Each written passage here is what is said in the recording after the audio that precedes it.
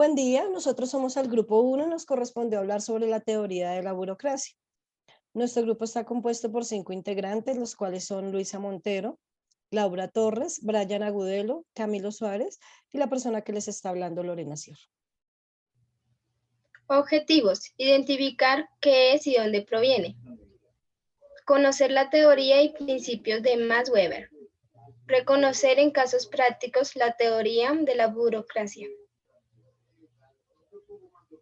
En la historia del origen de la burguesía se establece básicamente en la Edad Media, cuando asentadores o personas de esa época formaron grupos de personas que desempeñaban varios oficios, como era mercadeo o artesanos. Esas personas, al no radicarse, digamos, en en algún sitio, entonces empezaron como a independizarse de ese tipo como de oficios, si se puede decir, y no tenían necesidad de rendirle cuentas a alguien, por decirlo así, ni tampoco hacían parte de de algún tipo de rango social. Entonces esto los llevó a que de ahí partiera el tema de la burguesía en esa época. También hablamos de un poco de la historia, que el concepto de la burguesía se genera, digamos, en la Edad Moderna, si se puede decir así. Es un tema relevante, se puede decir que Max Weber fue el que, digamos, implementó o le dio como otro tipo de visión al tema de la burguesía en una obra que se llama Economía y Sociedad.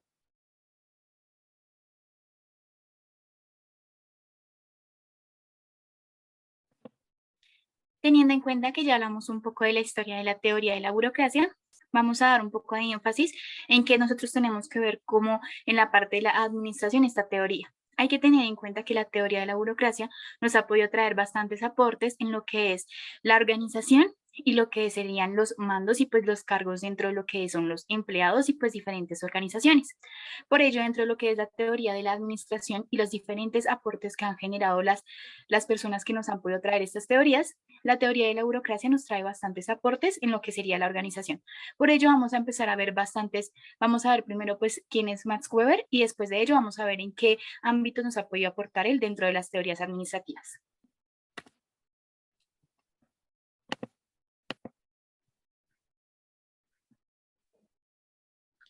El señor Max Weber nació el 21 de abril de 1864 y murió el 14 de junio de 1920. Tal vez estas fechas digan poco a un lector del siglo XXI, pero situándolas en su contexto histórico, se verá que fue un testimonio de la creación del imperio en 1871, de su hundimiento en 1918 y del nacimiento de la República de Weimar en 1919, a la redacción de cuya constitución contribuyó decisivamente. A lo largo de su vida conoció dos guerras nacionales. En 1866 contribuyó decisivamente a lo largo de su vida a una guerra mundial en 1914 a 1918 y tres revoluciones, las de 1905 y 1917, en Rusia y en 1918 en Alemania. Su disección de la sociedad burguesa es pues también una consecuencia de su conocimiento vivo de la historia y de su experiencia inmediata de la transformación del mundo cultural que había sido de los grandes propietarios. Latifundistas pronunciaron aburguesado Juncker y acabaron consiguiendo el de las tensiones hombreras y ascensos a la sociedad democracia.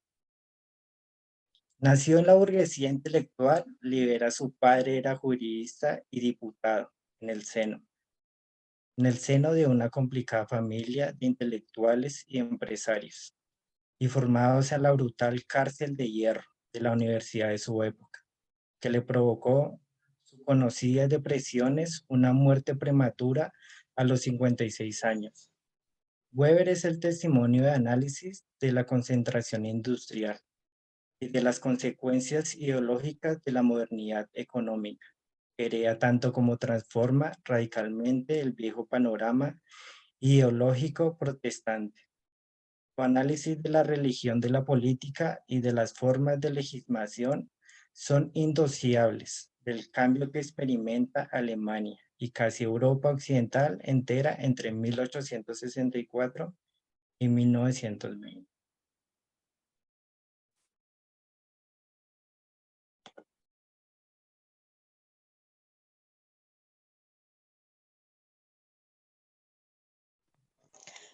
Bueno, la teoría del señor Max Weber.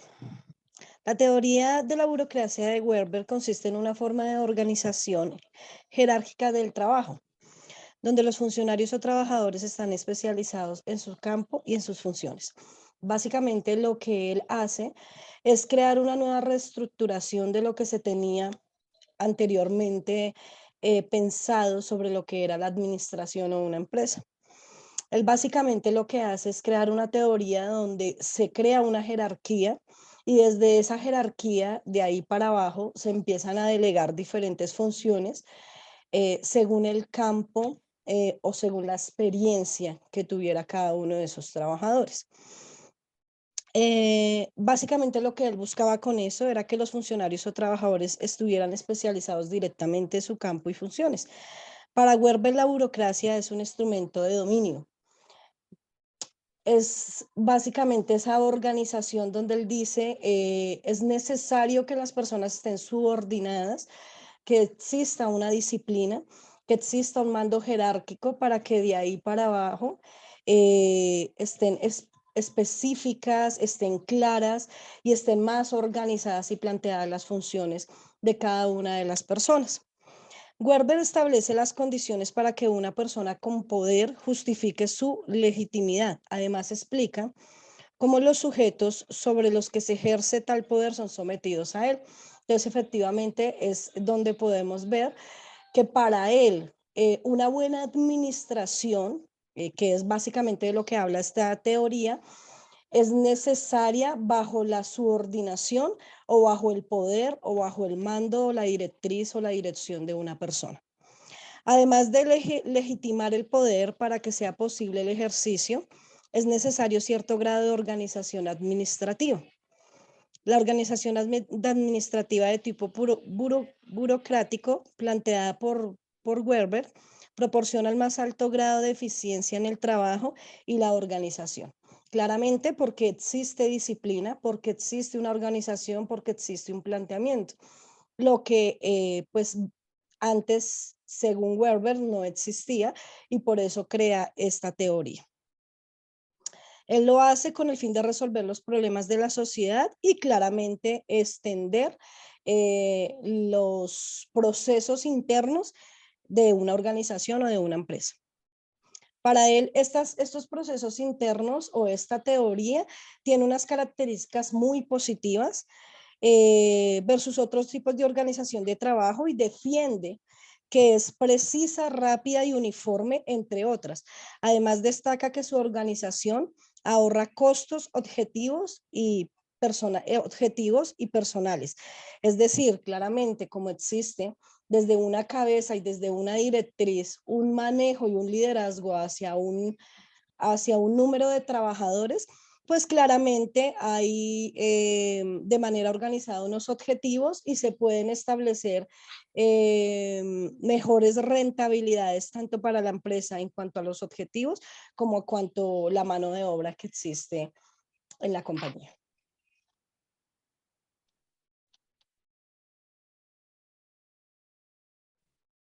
En la modernización se refleja el proceso de organización por el cual se aumenta la eficiencia dentro de las corporaciones.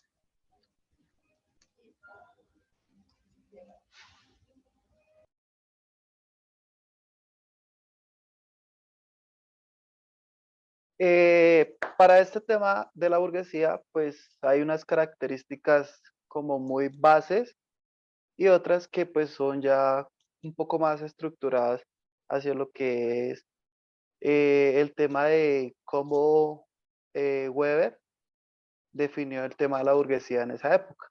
Una de ellas es, no pertenece a la nobleza ni tampoco a la clase obrera. ¿Qué quiere decir eso? Que mal llamado hoy en día, siempre pertenecen a la clase media. Se podría equiparar a lo que hoy se conoce como clase media, como lo venía diciendo. Desarrollan diferentes tipos de actividades, se vincularon principalmente en el comercio. También contaban con una acumulación de capital que les permitía no sufrir necesidades. Esto pues claramente se ve muchísimo hoy en día. También tuvieron un papel importante en las revoluciones del siglo XVIII, como la Revolución Francesa, y que en ese momento la catalogaron como la Revolución Burguesa. Otra de las características que planteaba Weber en su economía y sociedad, dice que el funcionario moderno, tanto público como privado, pretende siempre y disfruta casi siempre frente al dominio. ¿Qué quiere decir esto? Que ellos por nada del mundo iban a permitir o permiten bajar de ese estatus. Y a eso se le llama, valga la redundancia, estatus o cargos definidos. Otra característica es el tipo de puros de los funcionarios es nombrado por una autoridad superior. Nunca van a tener como esa decisión de darle esa libertad de elegir a alguien en un cargo, a alguien de más bajo valor laboral, si se puede decir así. Eso se le llama nombramiento y autoridad. Otra característica es que en las organizaciones burocráticas oficiales y en las cercanas a ellas, pero también ves más allá de otras.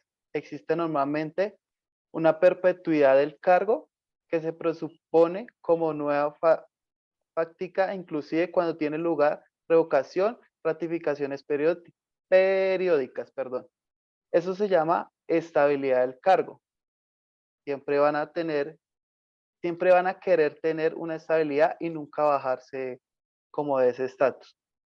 Y pues ya por último, corresponde a la ordenación jerárquica de las autoridades. El funcionario está colocado en un escalafón que va desde el puesto inferiores, menos importantes, menos bien pagados, a los superiores. A eso también se le puede llamar jerarquía.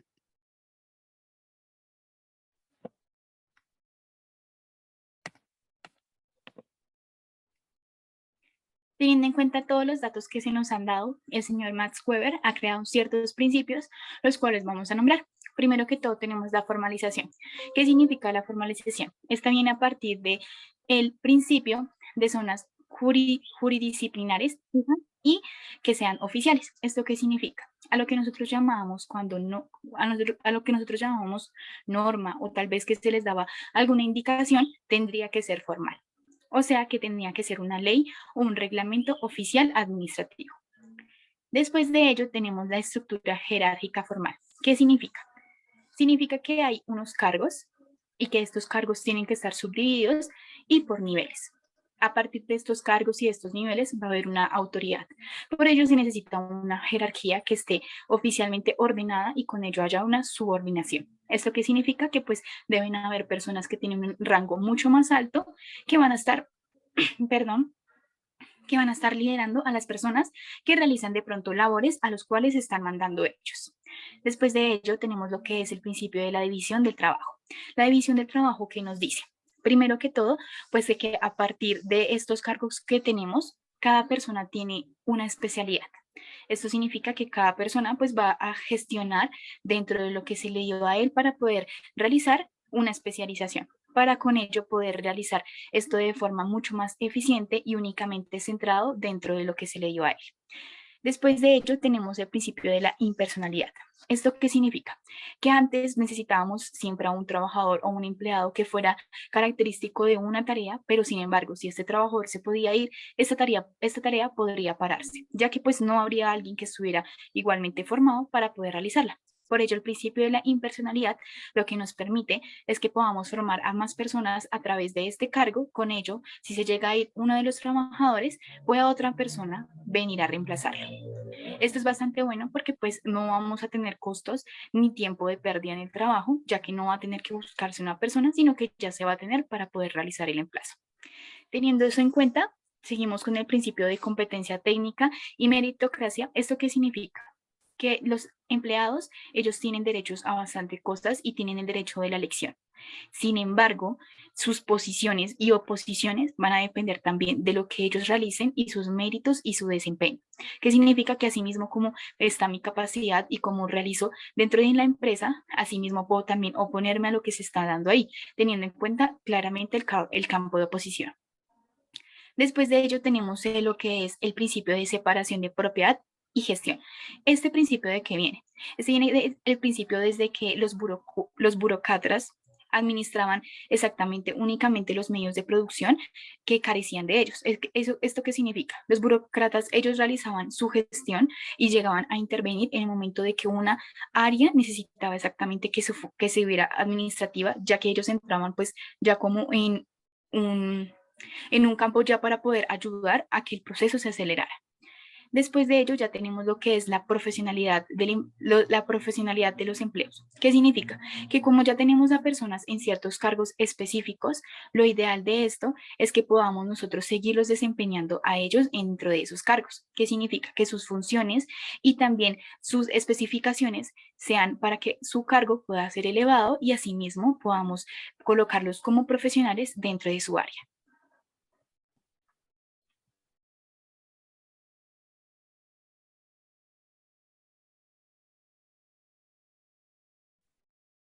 Acá encontramos sobre la autoridad, las probabilidades.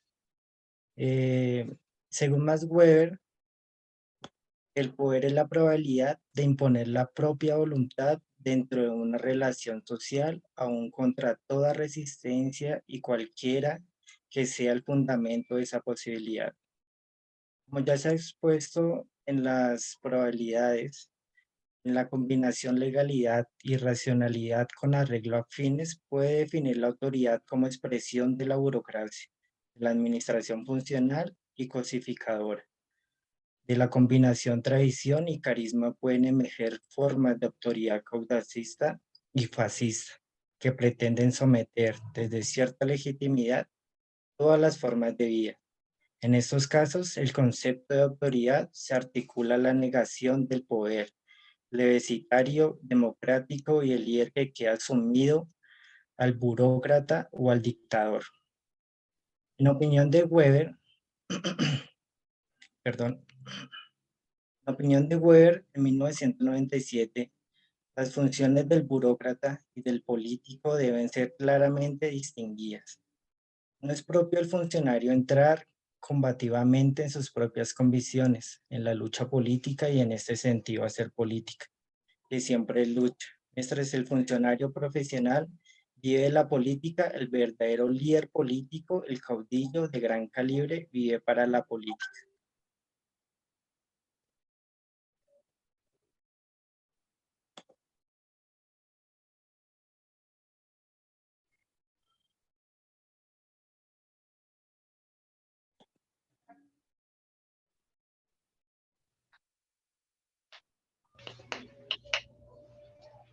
El ejemplo. En los tribunales administrativos se refleja la ineficiencia de los procesos de defensa o acusación debido a la mala organización. O sea, lo que quiero decir es que no hay buena distribución de trabajo, no hay un orden específico de labores.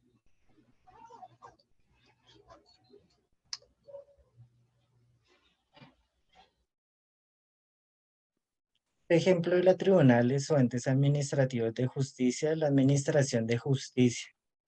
Se evidencia aún más gravemente la burocracia, ya que por los procesos propios de acusación o defensa de los delitos, los expedientes deben pasar por varios departamentos, entre los cuales pueden ser tarda más de lo normal su paso. Es decir, si llega a un departamento para una firma, se engaveta y tarda un poco más llevarlo para la rúbrica y después regresarlo a donde debe ir, así como en todo el proceso.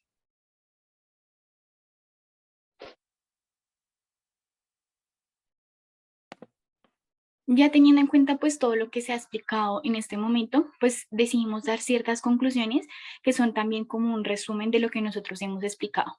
Primero que todo, pues aclarar y ya reafirmar que el modelo burocrático del señor Max Weber nos permite y nos aportó la descripción del funcionamiento de grandes organizaciones.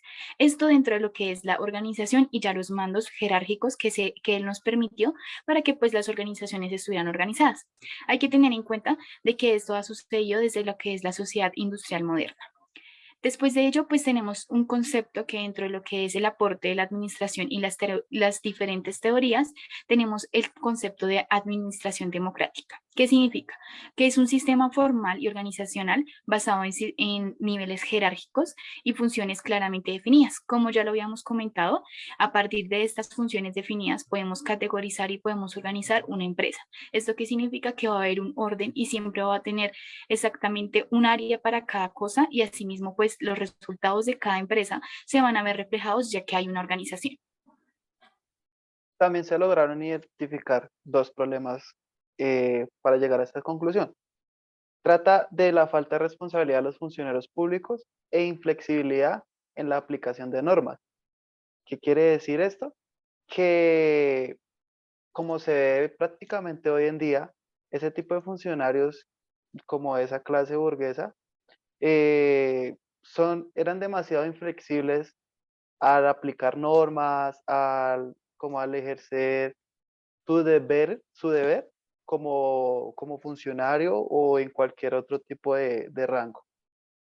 También el poder obedece a que induce a los individuos a adherirse a las normas, que por medio de su rango, si se puede decir así, obligaban o obligan hoy en día también a que las personas tengan que obedecer lo que ellos quieran que nosotros hagamos o que ellos hicieran.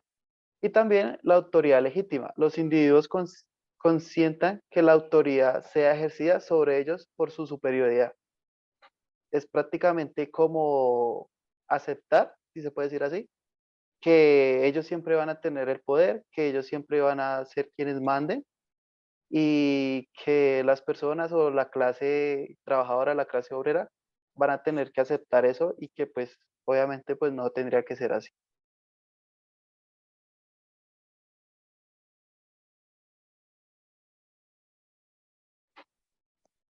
Bueno, con esto finalizamos nuestro trabajo. Estas son las referencias en donde buscamos cada uno de los artículos o las explicaciones que en este momento les hemos podido dar referente a esta teoría. Agradecemos mucho que nos hubieran escuchado. Feliz noche.